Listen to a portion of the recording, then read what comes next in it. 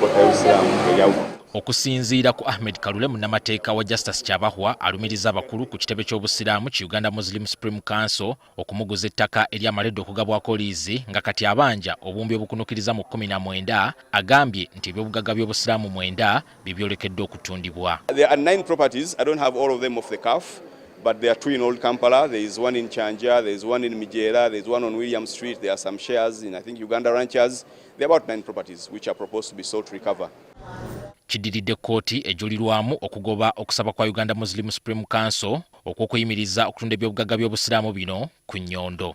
Ne Kooti eno ejulirwamu naye egaanye ng'egamba nti ensimbi z'omusajja mwazitwala, ettaka temwalimuwa, muve mu bintu by'ekyejo, omusajja muddize ssente oba mutunda bintu byammwe mwe mumanyi, naye nga ebintu ebyakwatiddwa byo bigende mu maaso bitundibwe, essente z'omusajja zikole ki? Ziveeyo. Obugulumbo buno buva ku ssente obumbi 3 mu obukadde 5 Justice Kyabahwa ze wa Uganda Muslim Supreme Council okusonjola obuguzi bw'ettaka ly'obusiraamu eriri e Ssembabule naye lyali lyakumukwasibwa mu nnaku 6.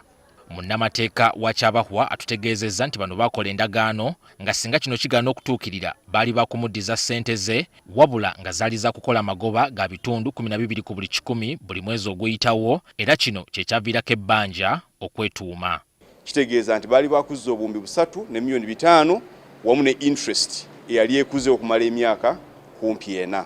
Ono kati atadde aba Uganda Muslim Supreme Council ku nninga okweyambisa ennaku ezisigaddeyo okutuuka ku 21 Desemba okubanga basasudde ebbanja eri babanjibwa. Oba banaatunda byabwe, oba banagayira gavumenti n'ezibawa, oba banazikunganya mu basiraamu, oba mawanga g'Abawarabu, ogwo omutawaana gwabwe. Gye buvuddeko Mufti wa Uganda Sheikh Shaban Mubajje bwe yali ayogera ku nsonga zino yayambalira ekitongole ekiramuzi okubaamu enguzi bw'atyo n'agumya abasiraamu nga bwe watali bya bugagga bya busiraamu bigenda kutundibwa.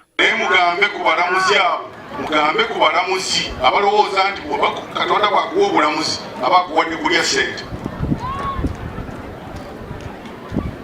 Teri inchi n'emu ey'obusiraamu kye bagenda kutunda ku nnyondo.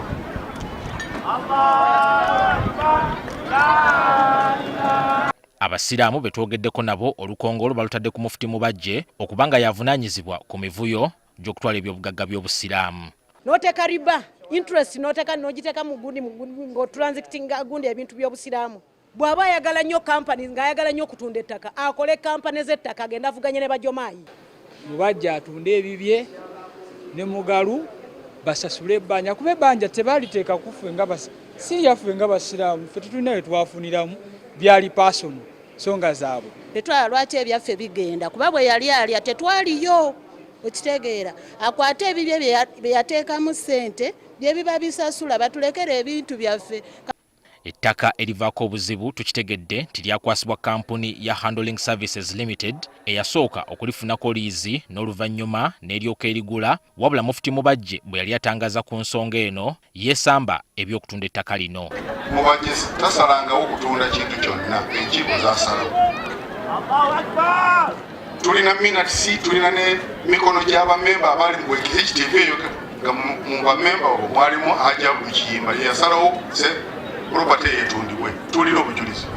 Kinajjukirwa nti ensonga zino zaaviirako n'akacyankalano akaali ku muzikiti gwa Old Kampala oluvannyuma lw'okusala Juma ku Lwokutaano oluwedde ekyaviirako Haji Kiyimba okusituka n'alyemulugunyaako wabula ne bamuwalabanya okumufulumya ekifo kino okumuwonya okugajambulwa. Ono yasimbiddwa mu Kooti Sabbiiti eno era n'ayimbulwa ku kakalu kaayo. Aniwal Katamba, NTV, Akawungezi.